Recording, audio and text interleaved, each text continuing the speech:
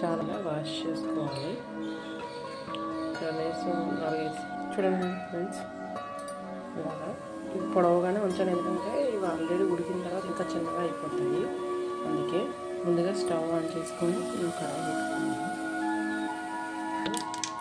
Oil బాగా fry అయిపోయింది కదా. ఇప్పుడు మనం ఉల్లిపాయ పచ్చిమిరపకాయ కట్ చేసుకోవాలి.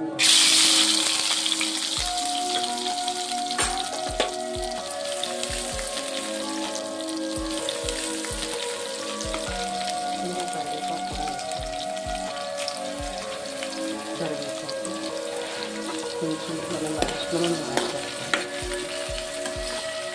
ఇలా ఫ్రై అవుతుంది. ఇందులో సాల్ట్ కూడా యాడ్ చేస్తాము. సాల్ట్ కూడా వేసేస్తాము.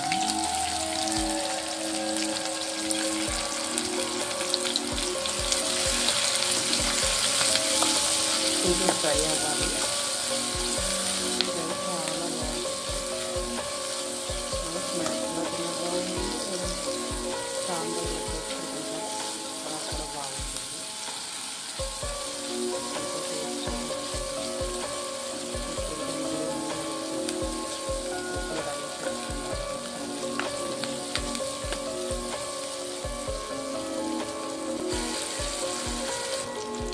ఆనియన్స్ ఫ్రై అయిపోయి అల్లం వెల్లుల్లి పేస్ట్ 1 స్పూన్. ఇప్పుడు పచ్చివాసన పోయే వరకు ఫ్రై చేసుకోవాలి.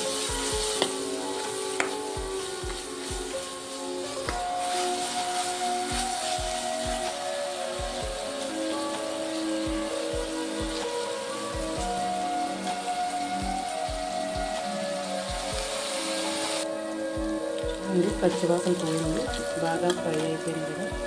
ఇప్పుడు ఇందులో మనం ఆల్రెడీ క్లీన్ చేసుకుని మష్రూమ్స్ యాడ్ చేస్తాము. ఇవి మనం నాటు పుట్టకూడదు. ఈ ఫ్రై వీటితోనే కాదు, మనం నార్మల్ షాప్లో తీసుకుంటాం కదా, వాటితో కూడా చేసుకోవచ్చు. ఎందుకంటే పల్లెటూరులో దొరుకుతాయి వర్షాలు పడేటప్పుడు. ఇప్పుడు ఫుల్ వర్షాలు పడుతున్నాయి కదా, అందుకే. ఇప్పుడు ఈ మీద మనం ఒక 2 మినిట్స్ కుక్ అవనిచ్చి తర్వాత మసాలా యాడ్ చేసుకున్నాము. ఇప్పుడు నీళ్ళని పెట్టేసుకున్నాము. మనం ఆల్రెడీ పెట్టుకున్నాము. చూద్దాం, కొంచెం కుక్ అయి ఉంటుంది. చూడండి, వాటర్ వచ్చేస్తుంది కదా బయటికి. చూడండి, ఎక్కువ కలపకండి అసలు. మీకు చూపించడం కోసమే నేను కలుపుతున్నాను. ఇప్పుడు మనం మసాలా చూడండి, ఫ్రై తయారైపోయింది. చూసాక ఎంతో కలర్ఫుల్గా ఉంది. ఇప్పుడు మనం ఫైనల్గా కొత్తిమీర ఉంటే కొత్తిమీర యాడ్ చేసుకోండి. పైన కరివేపాకు వేస్తుంది. తయారైపోయింది.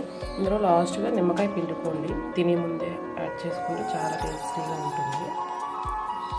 మీకు నచ్చినట్లయితే ఈ వీడియో లైక్ చేయండి, షేర్ చేయండి, సబ్స్క్రైబ్ చేయడం మాత్రం మర్చిపోకండి.